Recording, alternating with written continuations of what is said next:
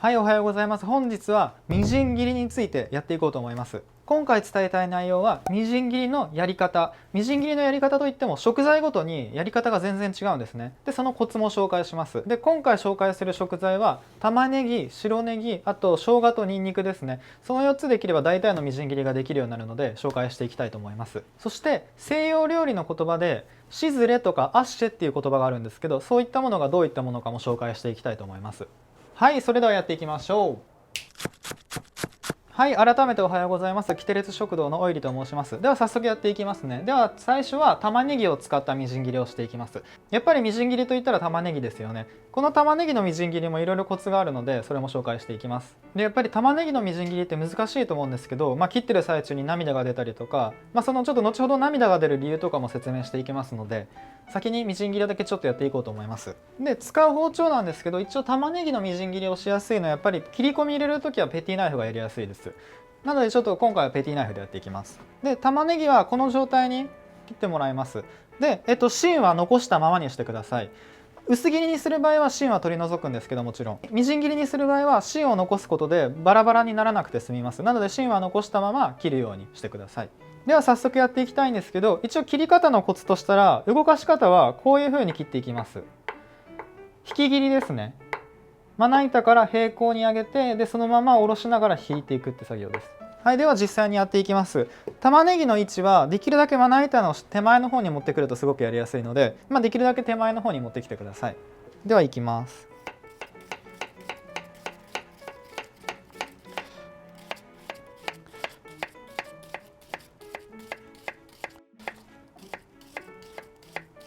で一応この玉ねぎってこう山になってるじゃないですか。で半分からこの後半ですね、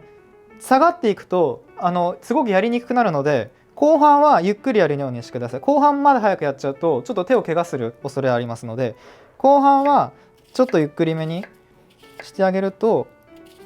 いいです。はい、ではこういう感じでできました。一応切り込みはこのようにたくさん入れてもらいます。でこの切り込みの間隔によって粗いみじん切りなのか細かいみじん切りなのか調整することができますので、できるだけ細かいみじん切りができるようにしてください。そしたら後で調整できるので。でこのように切り込みが入ったら、この後横にも切り込みを入れてそれで切っていくんですけど、もし結構粗いみじん切りにしたいのであれば横に切る必要はないです。ただ細かいみじん切りをした場合は必ず横にも細かい切り込みを入れてください。理由っていうのは、粗いみじん切りの場合玉ねぎって何層にもなってるじゃないですか。なので粗いみじん切りの場合横にスライドさせて切り込み入れる必要ないんですよ。なので結構粗いみじん切りをする場合はもう横に切り込みを入れる必要なく、縦にだけ切り込み入れたらそのまま切ってください。細かいみじん切りをする場合はその層になってる厚みよりもさらに細かくしたいので、必ず横にも切り込みを入れるようにしてください。ではちょっと包丁を変えて牛刀に変えます。で牛刀に変える理由っていうのは、僕は押し切りをして切りたいので、こういう感じで。なので牛刀とか、三徳包丁でもすごくやりやすいですね。もちろんペティナイフでもできるんですけど、ちょっと牛刀とか三徳のちょっと刃渡り長い方がやりやすいです。では早速横に切り込みを入れていきますね。この芯の部分を左側ですねに向けて、でそのまま上から切り込みを入れていきます。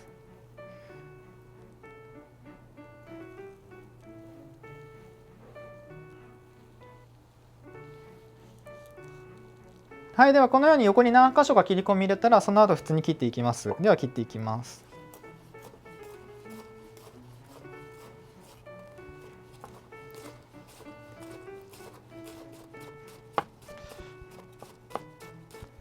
はい、で一応こんな感じでみじん切りしたんですけど、芯の近い部分は切り込みがまだ甘いので、このくらいになったら切り込みをさらに入れてあげます。このようにですね。でもう一回切り込みを入れます。でこの状態から切っていきます。でそうすることでこっちと同じような細かさになるので、この芯の状態になったらそのやり方をしてください。はい、でこれが玉ねぎのみじん切りです。でこれよりもさらに細かくしたかったら刻むっていう作業をしてください。で刻み方なんですけど、この包丁の峰の部分に左手を置いてこういう感じで切っていくんですけど、置く場所っていうのはこの包丁の一番 R の強い部分だから、カーブが一番強い部分の上に手を置きます。でそうすると右手を上げるだけでスムーズに動かすことができるので、一番 R の強い部分の峰側に手を置くようにしてください。で実際にやっていくとこういう感じで切っていきます。で寄せながら切っていくとスムーズな動きができます。はい、でこれがみじん切りをした後にもっと細かくしたい場合に刻むという作業です。今やったみじん切りと刻むっていう作業なんですけど、西洋料理の言葉ではみじん切りのことをしずれと言います。で刻んだこの作業ですね、この作業のことをアッシェと言います。だからしずれにしてアッシェにしてっていう感じですね。はい、では玉ねぎのみじん切りのやり方は以上なんですけど、玉ねぎって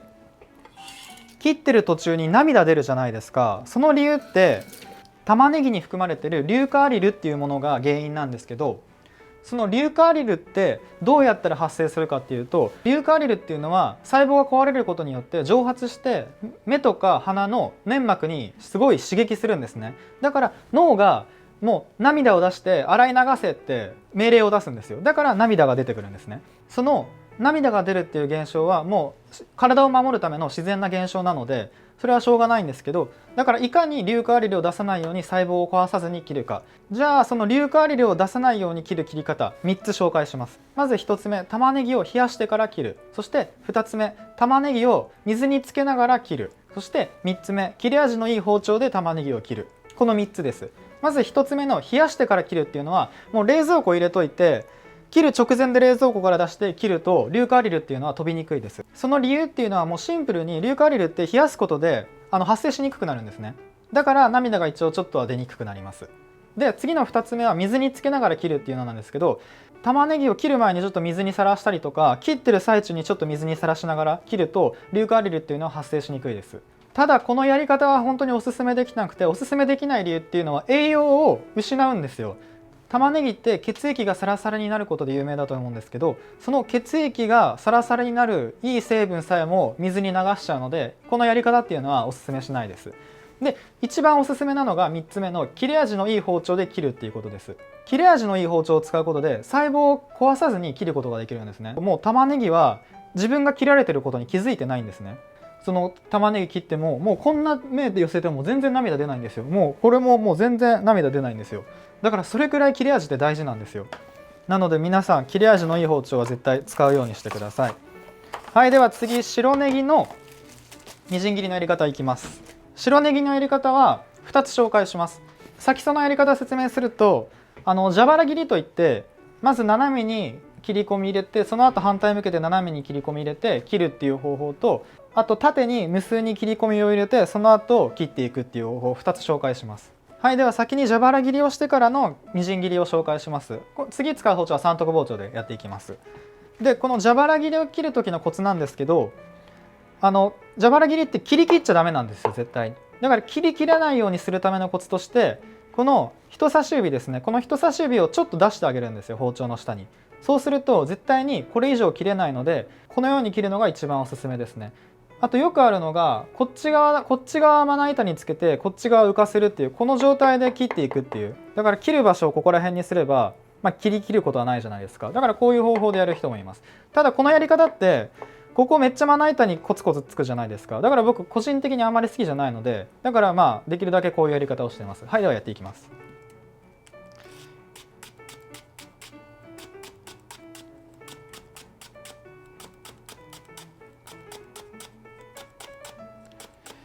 はい、ではちょっと残り半分縦のみじん切りで使いたいのでちょっと残しておきます。半分までやってます。で切り込みが入ったら次反対に向けます。で同じように同じ角度で切り込みを入れていきます。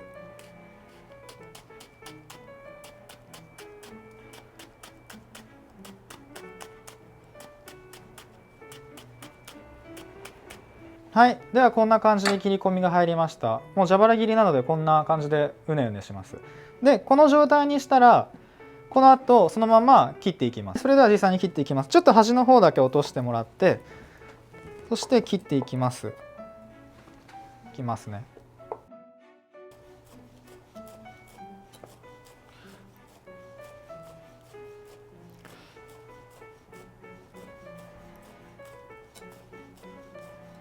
ははい、で一応こんな感じで蛇腹切りしてからのみじん切りがこういう感じですね。でこのみじん切りっていうのも蛇腹切りの間隔によって粗みじんにするのかそれとも細かいみじん切りにするのか調整することができます。はい、ではもう1種類のみじん切り紹介しますね。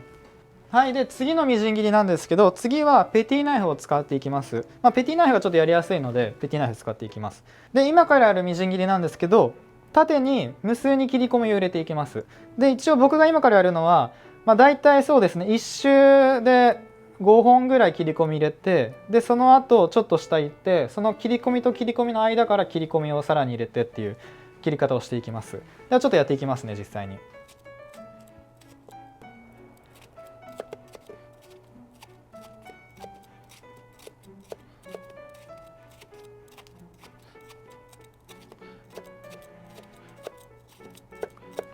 はい、では切り込み入りました。一応こういう感じの状態ですね。切り込みと切り込みの間から切り込みを入れて、それを下までやるっていう感じですね。はい、でこのように切り込みが入ったらこの後普通に切っていきます。では実際にやっていきますね。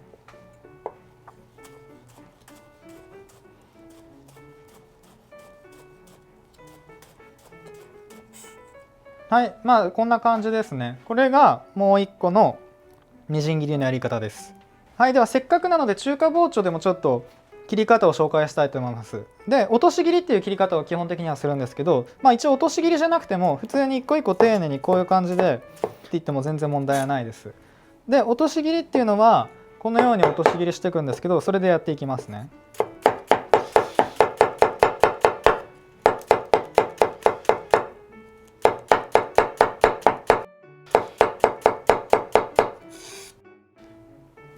はい、こんな感じですね。中華包丁はやっぱり楽ですね。重さを利用して切るのですごく楽に切ることができます。はい、では白ネギは以上ですね。あと中華包丁、本当に包丁が広いのでこうやって食材を集めるときは本当に楽です。なので僕はすごい好きです。中華包丁で指切ったら大変ですけどね。どの包丁でも大変ですけどね。はい、では次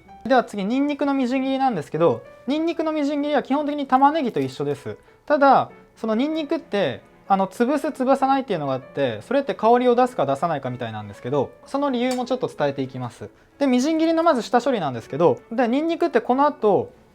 普通にこの後皮を剥こうとせずに、このニンニクって後ろの硬い部分あるじゃないですか。この部分にちょっと切り込みを入れてあげて皮を剥くと剥きやすいです。ではちょっと実際にもうやっていきますね。ちょっと顎の刃がかけやすいので、顎の元の方、下の包丁の顎と言われる元の方を使ってあげて、でこのようにちょっと切ってあげます。で切り離さずにこのまま剥いてあげます。はい、でこのようにちょっと下の硬い部分だけ取れたら、この後ニンニクの香りを出したい場合はこの後包丁でガッと潰してあげると皮は剥きやすいです。でも香りを出したくない場合はもうこのまま皮を剥いてください。ちょっとそのニンニクの香りについて説明したいんですけど、このニンニクの独特な香りっていうのはアリシンっていう成分なんですけど、そのアリシンっていう成分はそれもさっきの玉ねぎ同様細胞が傷つけられて発生するんですね。アリシンっていうのは体にはすごく栄養が良くて、疲労回復だったりとか、あと殺菌作用があったり免疫力がアップしたり、結構体にいいことがあるんですね。なのでわざとアリシンを発生させて体に摂取するっていうのもありです。ただアリシンっていうのは本当にこのニンニクの匂いの元なんですよ。ニンニク臭がするっていうので、潰す場合のメリットといったら、ニンニク臭を出したい時とか、パスタとかでよく使われるんですけど、ニンニクの匂いを油に移したい時、そういった時にはニンニクの細胞を壊してあげてから料理に使うとすごくいいです。ただニンニクってデート前には食べるなとか、人と会う前には食べるなとかってよく言われると思うんですけど、このニンニクの匂いのアリシンっていうのがちょっと厄介で、体の中に入ったら血液とかにも入って体の外に出るまで体のあちこちから出るんですね、匂いの元が。だからニンニク臭っていうのはすごく強烈です。だからこのニンニクを食べたい、でも次の日人と会うってなった時はアリシンを発生させなければいいんですね。なので潰さずに切れ味のいい包丁で切って調理するとアリシンは発生しないので、次の日人と会う時とかは潰さずに細胞を壊さずに調理してあげるとすごくいいと思います。であともしニンニク臭が気になる時の対策として2つあります。紹介します。1つ目、有名なのがリンゴですね。リンゴに含まれるポリフェノールですね。実際ちょっとここあるんですけど、リンゴに含まれてるポリフェノールってすごくニンニク臭を抑えてくれる働きがあるんですよ。だからリンゴはすごく適してます。ちなみに生のリンゴじゃなくてもジュースでも大丈夫で 100% のジュースとかでもリンゴであれば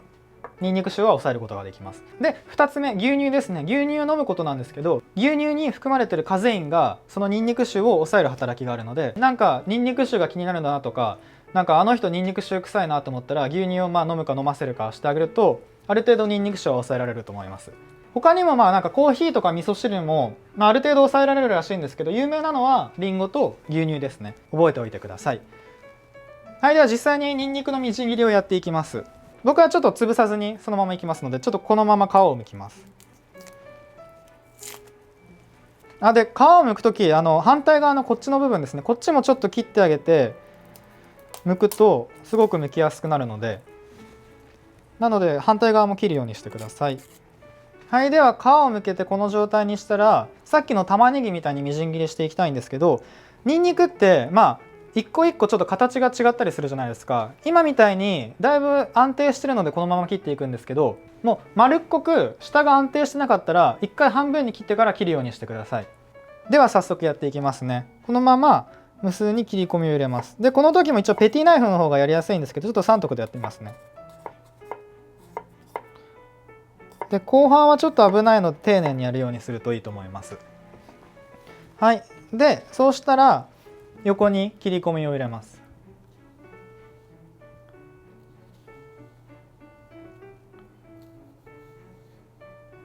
こんな感じですね。はい、で縦横切り込み入ったら同じように切っていきます。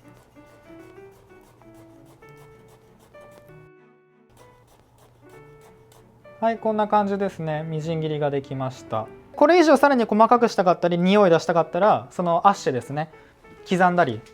するとさらに細かくできます。はい、ではニンニクのみじん切りは以上です。では最後は生姜のみじん切りを紹介したいと思います。では次、生姜のみじん切りなんですけど、これ今生姜を切って皮むいた状態です。で生姜のみじん切りの仕方は一回薄切りにスライスして、それを横に並べて千切りにした後横にさらに向けてみじん切りしていくっていう形なんですけど、そのやり方とあとそのコツですね、いくつか紹介します。先にちょっと僕がやってる生姜のみじん切りを紹介します。まず横に向けて、その後できるだけ薄くへぎ切りというのをしていきます。こういう感じですね。でこれを溜めてって、でその後ここに置いて、で一回千切りします。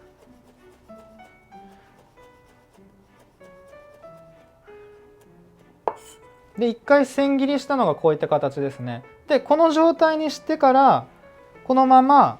横に向けて、でこう切っていきます。これが僕いつもやってる生姜のみじん切りなんですけど、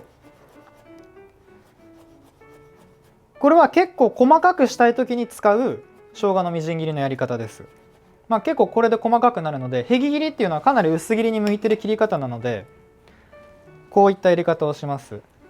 で別にここまで細かくなくていいよっていう切り方を紹介したいんですけど、一応切り方としたら普通にこのままスライスします。適当に適当にこういう感じでスライスした後に、さっきみたいにこういう感じで並べて、で切っていきます。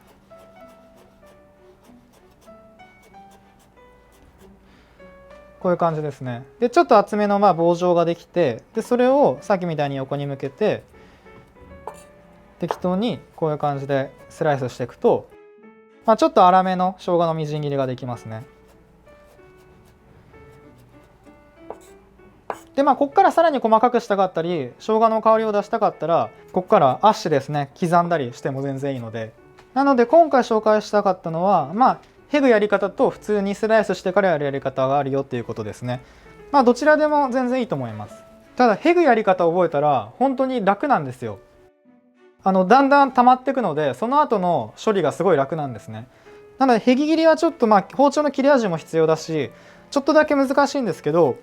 へぎ切りができるようになるといろんな料理のレパートリーが増えます。何より切り物が本当に楽しくなりますね。